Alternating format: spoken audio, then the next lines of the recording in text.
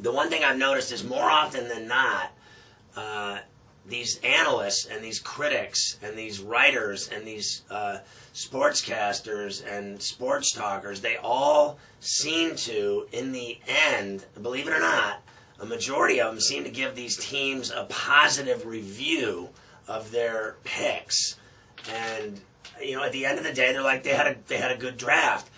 It's very seldom that I'm seeing that they just admit that their draft sucked. And I'm willing to do that with several teams.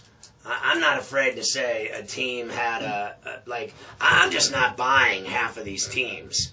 Like, for instance, you know, everyone's just automatic on everything. Like, I hear all this stuff like, you know, like the Bucks got Rashad Vaughn out of UNLV, and they gave them a high grade, and Jarrell Martin out of LSU to Memphis a high grade. And I'm like, that's just BS.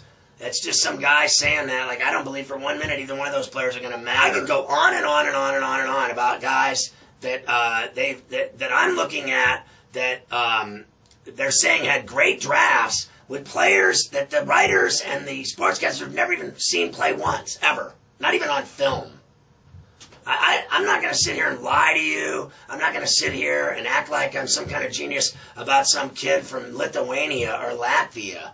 And like I'm some kind of a draft guru because I did 15 mock drafts leading up to the draft for the last 3 months. Shut up. I just don't buy any of it. You know, I'll talk about kids I've seen play games. I'll talk about kids I've watched play. I watch thousands of games.